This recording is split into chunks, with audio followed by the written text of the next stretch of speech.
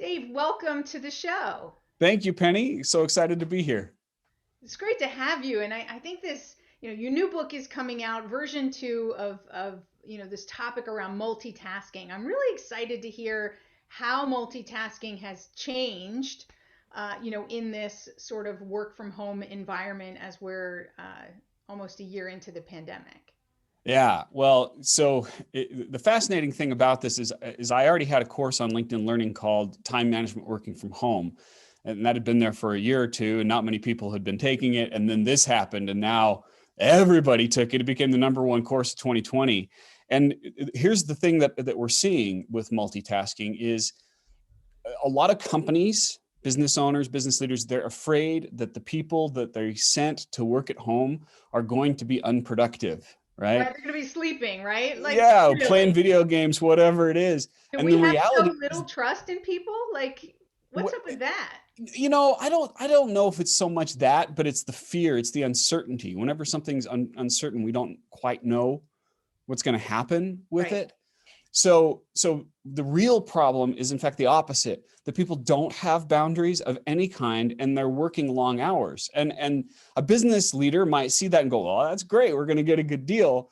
But that's horrible because it's not allowing people to have healthy balance. And so their performance is degrading over time. For So, sure, because they're yeah, burning out. exactly. I So, I hear yeah, go that ahead. too. I was just going to say I hear that too, that people are saying, they don't stop their day. They start way before they normally would start, and they're taking less time for themselves and that space that they need to stay sane. Yeah. And so, where the myth of multitasking comes into this is when you are constantly switching your attention, whether that's someone sending you text messages or your kids coming in and asking for something, you are only getting partial work done the whole day. And if that continues throughout the day, by the end of the day, you go, I was working really hard. I've been working long hours, but I didn't feel like I accomplished anything. Totally. And they probably didn't accomplish half as much, right? That's why we have those days that, we feel like we're so productive, and those other days where we feel like, death by a thousand paper cuts type of thing. Yeah. It's Yeah. multitasking, right? Because it's a distraction for us. Yeah, well, and part of the problem is that the word itself is terribly inaccurate. What is most often occurring is switch tasking. And that's something I define clear in my book, which means you're trying to perform multiple tasks that require attention. And when you do that, you're not really doing any of them completely. You're just switching Mhm. rapidly back and forth between all the tasks. Absolutely. But we have this tendency to feel like when we're multitasking, we feel like we're getting more done. What's up with that? Well, it's funny. There have been a lot of studies out of a university right in my backyard, University of Utah, and they found that people who pride themselves on multitasking are the least likely to be effective at it. And I think part of it is just human nature and having a blind spot and thinking, if I'm good at something, I'm always good at something. And when we pride ourselves on it, we're not humble enough to recognize that things need to change. And do you think there's an emotional block there? Like I said, I mean, I've experienced this where I feel productive because I'm doing this, and so emotionally, how do we get that in a different level? Like logically, I know that to be true, but at the same time, emotionally, I'm driven to do it. Yeah. First, you have to get rid of that word busy. People wear busy like it's a badge of honor, but it's really a white flag of surrender. When you ask somebody, how are you doing? They say, are you busy? Are you busy? Oh yeah, I'm busy. Because we pride ourselves on being constantly moving as if that creates self-worth. And when someone Mm. equates their self-worth Mm. to just moving around a lot, they're really going to have a hard time giving up multitasking because it makes them feel important.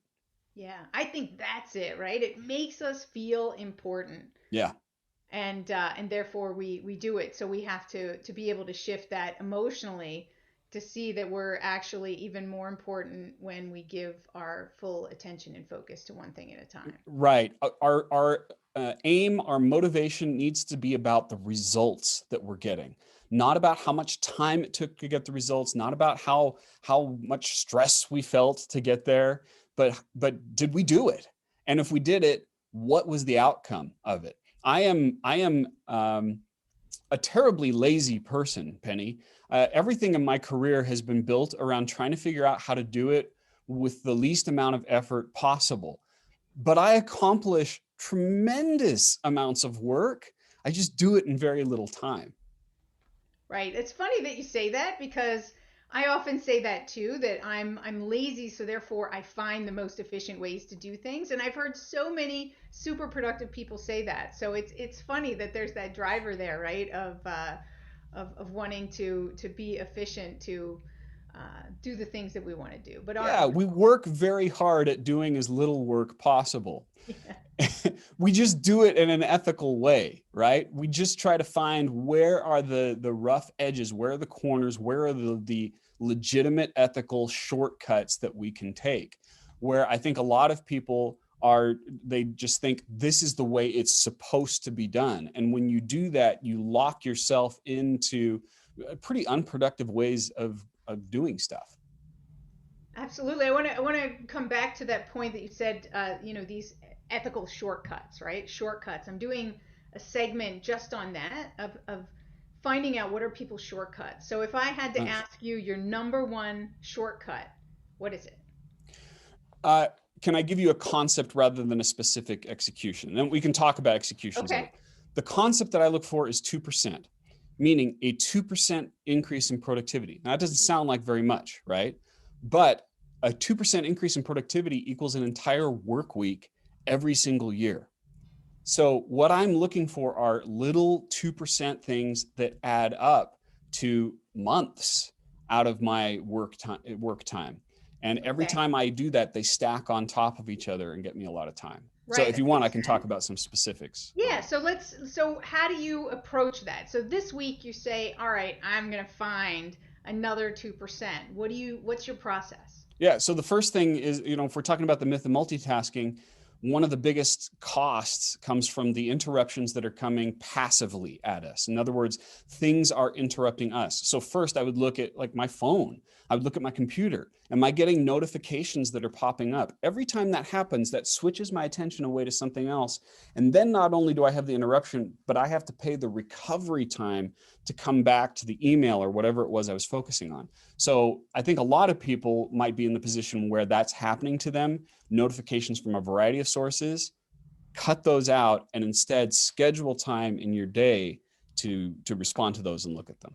Absolutely. I want to highlight what you just said about pay the recovery time. I Yes. like how you phrase that because it gets us into a different mindset if we think that there's a cost, there's something that we have to pay for when we're multitasking. Yeah, there's a I like term in economics, it's called switching cost. And I talk about that a lot in the book, how when we switch task, we pay micro switching cost. So if I'm trying to type away at an email and then a text message comes in and I pick up my phone and I look at it and they ask me a question, I say the answer is 42. I put the phone back and then I have to do what? I have to go, where was I in this email? And right. there's just a tremendous amount of switching cost paid. There was a study out of I think it was San Francisco, Michigan State, excuse me, Michigan State, that a 2.8% or sorry, 2.8-second interruption results in the likelihood of mistakes doubling. Just a 3-second interruption increases. And you think about the cost of that. I have to go back and clean up the mistakes I made because I was interrupted by something else while I was trying to perform something important. Right. I guess we could think about that. What if that's our brain surgeon that's working on the surgery for our brain? Would we want them to be interrupted, right? And have I that, sure hope not. right? Well, so we Yeah. need to think about our clients in that way too, right? That it's costing them as well. Yeah, there are three basic costs. There's a fourth one we can talk about later, but the three immediate costs are things take longer, you make more mistakes, and you increase your stress levels. Mm. And you think about our world is filled with so many stress relieving outlets, right? I can pick up my phone, I can play a game, I can go get a massage, I can go for a walk. I got so many different options. And yet, in the history of the world, has there ever been a less or more stressed out group of people as Yeah. us? And the reason why it's happening is because we're attempting to multitask almost constantly. Interesting. I before the pandemic, the World Health Organization had declared stress a worldwide epidemic, right? So Yeah. now, it's off the charts, and that's interesting. That multitasking is one of those drivers. And lately I've been toying with this thought around the fact that we're all control freaks, Mm. right? And so this idea of control, we exhaust ourselves trying to control the things that we can't control. So then when it comes to the things that we can control, we are almost powerless because we've exhausted our energy. And so I think multitasking is one of those things that maybe we do because we're trying to control. What's your thought on that? If we go a little, deeper into the psychology there. Yeah, I think it is a feeling of that we have. It's not as much control in general from my perspective as it is control in the moment. We are addicted to the culture of now, and the culture of now says if I need to do something, if I don't do it now, it's not going to get done, and if it doesn't get done now, I start to feel out of control Mm-hmm. personally. But what we want to transition to is the culture of when. The culture of when says I will get everything done. I can get everything that's important done. I can respond to every single email. This is when I'm going to do it. Not now, but at a time that's more appropriate.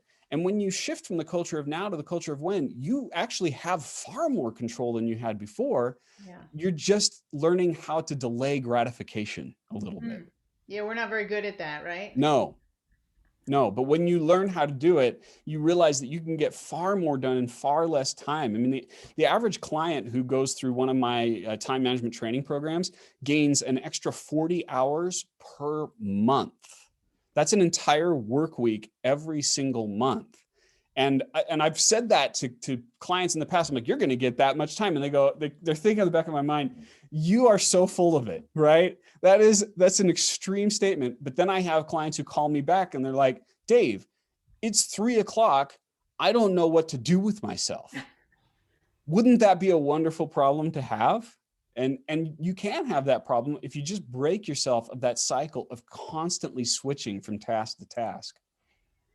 So I'd like to go back now into your history, right? So Yeah. I understand that, you came to productivity for your own personal needs. So let's share with people a little bit about understanding, why this is important and why you're passionate about it. Yeah. So I'll cut to the chase quickly. As a psychologist, I was dealing with a lot of issues in my family life. I knew I was going to be a new father.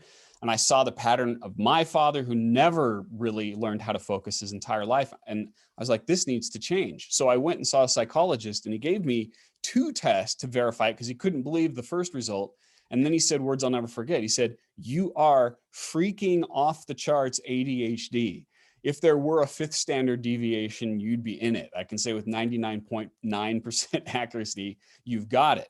And that is my background. A lot of time management experts come from a place of perfection. Mm. They've always been in control. I come from the place of severe imperfection. And I've just had to learn how to create a system that was adapted for somebody who just really didn't have much patience for perfect. Right. That's interesting, right? So people come from different places. And everybody's got a different twist. Like my twist on productivity and time management is around energy management, Mm. and how we think and thinking and acting more strategically as opposed to, and which get us caught up in those things like perfection and procrastination and things like that. Yeah, So, and I completely agree with that. I like to use the term focus management. I mhm. believe that time management in its classic sense is dead. Our Right. challenge is focus management. Absolutely. Absolutely. So, a lot of times people want to know you've given us a lot of great topics to understand around the aspect of multitasking, going about your 2% and the cost of what it's costing us. Do you have any tools that you recommend? Because people tend to, they want tools, even though I Hmm. know and that tools is the last step, right? Is Right. you've got to get your thinking and your approach before you decide which tools. But I did want to ask you about what tools do you find are quick wins for people that they can implement and be able to see quick results in their productivity. Yeah, I'm afraid I'm not going to be much help in that because of the very thing that you said. It's more about principles than tools. I believe that the best tools that people have are the ones that are already in front of them, which is the calendar. Most people either do not use the calendar to its full extent, or they're using it improperly, like having multiple calendars and stuff like that. Uh, Okay, let's talk about that. yeah. Yeah, well, okay. So here's the principle that I teach, which is there's only one timeline, there's only one you. You're not Marty McFly, where you can go into a time machine and suddenly there are two of you operating the same space. Yet I see people in their calendar double schedule or put appointments back to back. Like in our case, right? We had Right. this scheduled, and I said, some emergency came up, and I moved it back and left a buffer because I realized that it would be unrealistic for me to try and jump from the other one to the other that Right. fast. Yet people are scheduling their days just so tight and so much on top of each other. And when you do that, you're setting yourself up for failure. So just simply using the calendar and looking at it and say, do I have breathing room here? Have I created a realistic schedule for myself? That visual representation of your time budget is incredibly powerful. Absolutely. When you're using your scheduling and planning yourself out, do you plan more so by week, by month? Like, what's your planning routine? Years, years. Years. I'm looking ahead So as you far time as I block can. on a yearly basis? Well, so here's the thing. When I have something that I want to do or need to do, I ask myself the question, when is the latest this can be done? And again, that's very different than what most people say, right? Uh-huh. Because they're addicted to the culture of now.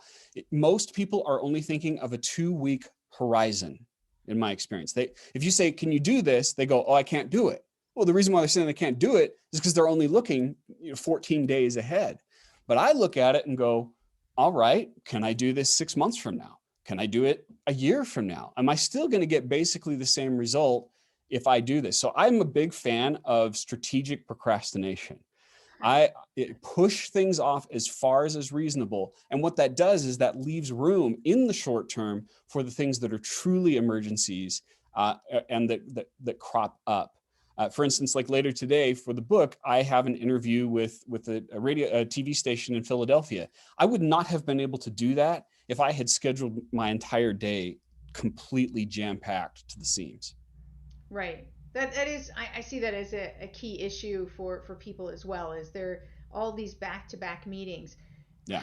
What do you recommend to the employee, right, or team member who doesn't make those meetings? They don't have the direct control and they're being booked back to back to back. What kind of recommendations do you have for them that feel kind of like they're trapped and they don't have any ability to change it? Yeah, if only there were a book that could convince people that multitasking isn't a good thing, right? I mean, I say Well, that, but hey, I think there is. yeah, exactly. The reason why I say that is because I did write the book with the intent of convincing the unconvinced. So a couple of options. One, of course, you could get the book, you could give it to people, you could do a training on it. If you don't have the budget for it, that's fine. You can go to this address. You go to davecrenshaw.com/exercise. And right there, you will find an exercise for free that you can do with people at work. And that will help them see. It's a little 2-minute exercise that helps people see, my gosh, when we're trying to do all this stuff at the same time, we're just ruining our own success. Mm. And that's where I would come from, is the standpoint of not like talking to your boss and saying, we need to stop doing this, but instead coming from the standpoint of the truth and helping them experience for themselves what is occurring when they schedule things like that. Yeah, that's interesting. Yeah, I definitely encourage people to do that. And I always tell people that, you have more influence than you think. If you say nothing, nothing will happen. Mm. Right? And it's all in how you approach it. If you go and you approach your boss, you buy them this book, you influence them in different ways with the exercise and things like that. Yeah, and if I can add one more thing to that too, Sure. I like that you said that. And what I would suggest is put it in terms of their self-interest. Hmm. In other words, how does it, we know it stresses you out, but how does it make things better for them Yeah. to not schedule as many meetings or not schedule them close to each other? Something it's like, maybe it's like, I can do better work for you. I'd like to be able to perform better for you. It would be helpful if I could do this. Would you be okay with that? Then that way you're not trying to force your agenda. You're just trying to help them with the agenda they already have. Yeah, absolutely. And don't you find like we're already outside the box, right? So we're in the pandemic, rules, have been lifted or changed or removed, and things are different. We're doing things differently. Isn't this a perfect time to step back as a team and to look at how you can do things differently and better? Yeah, I think that it's super helpful to just have an overall policy discussion about working from home. We're now almost a year into it. So we can ask the question, what is working and what hasn't worked? Hmm. What could we do to fix the way that we work? In fact, this brings up something that I cover in the new edition of the Myth of Multitasking, which is a channel discussion. In other words, we're communicating with each other in all these different channels: text messages, email, Slack, phone calls. It's like just an endless array. But we don't have a set of ground rules for when we should use which channel and how long it's appropriate to expect a response to each channel. I love that. I talk about that as well. I talk about it like as a communication plan, so people know what's going to be communicated where and to set expectations. And I Yeah, think that's the key thing out of it is expectations. So coming back to your point about the now, like I love that because it's true. That's where we're focused. So we think I have to answer now, and if we can set some expectation and give people that flexibility and include those expectations so that they know that they have permission not to answer now, then right. that will free them. I'm a nerd, so I love Batman, and Batman, at least in the classic '60s show, he had the Bat phone, right? And let's designate a Bat phone. That's where the commissioner could call him and say, Cool. "Batman, we need you." So we have one channel that's reserved for emergencies, I and love we that. only ever use it for not impatiencies, but emergencies. And then on the other side, we have the long-term method of communication. What's something where it's okay for us to take a week to respond to? And then you just kind of find out what's in the middle and when are we using these channels. Yeah, I love that. I love that that analogy. I think it really helps to bring it home for people, right? When we can put it in those types of analogies. That's awesome. Yeah. So I wanted to ask you, before we bring the session to a close, I ask every guest this, and every guest gives me a slightly different answer, and I find that really interesting. What's your definition of productivity and why?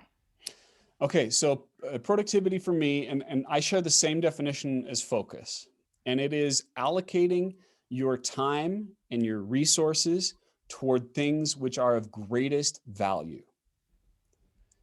And I also have another definition, which is the opposite of that, which is chaos. Chaos is allocating your time, your resources, your money toward things of variable value. And this is where it trips people up. They feel that they're being productive when sometimes things work out, when sometimes things are good, and then sometimes things are bad.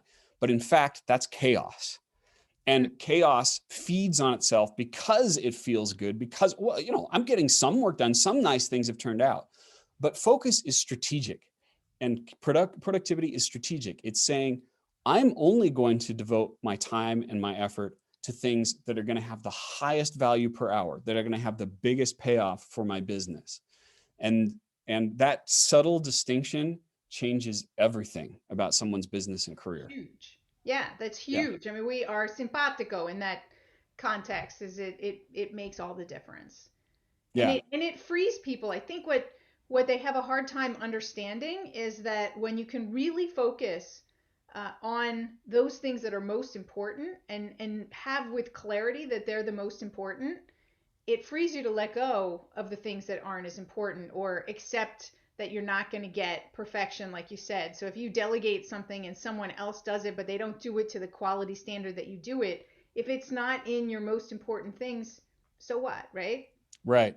And so this requires a skill that many have not yet learned, which is the ability to say no.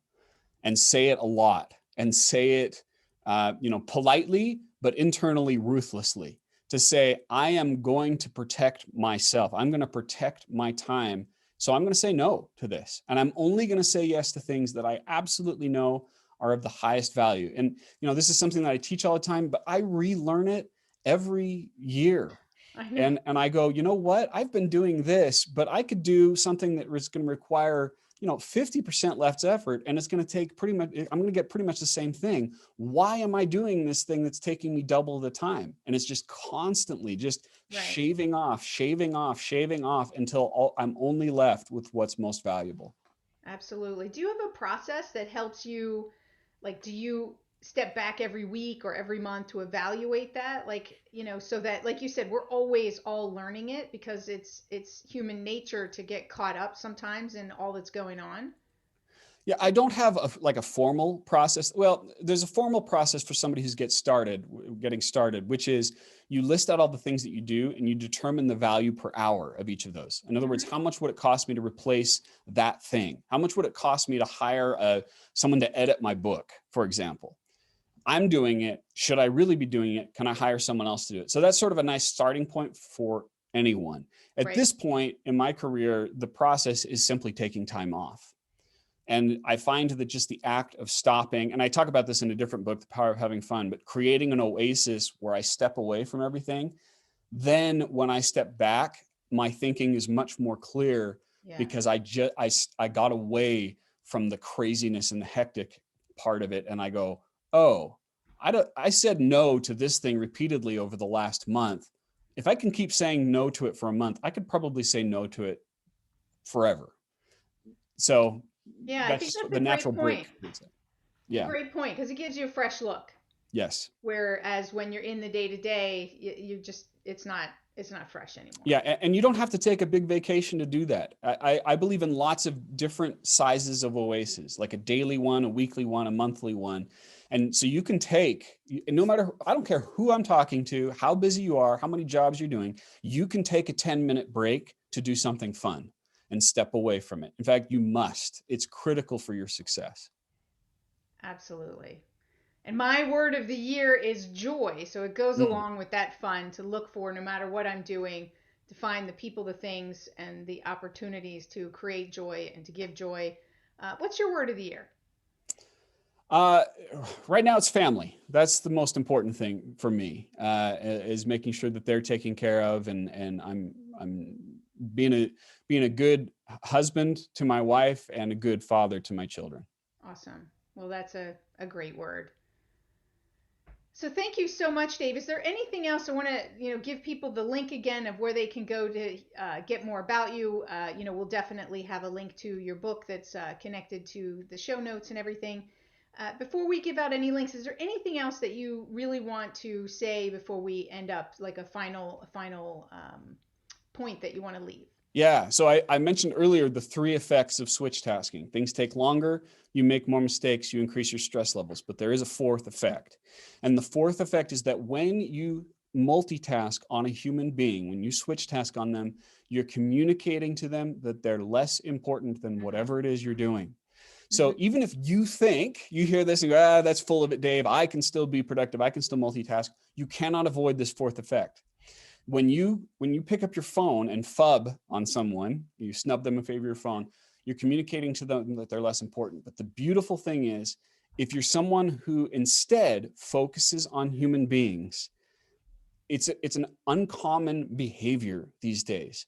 And so you communicate to someone that they are important, and you build relationships where everyone else is just kind of damaging them. So it's a wonderful principle. Just focus on human beings. Mm-hmm. Thank you.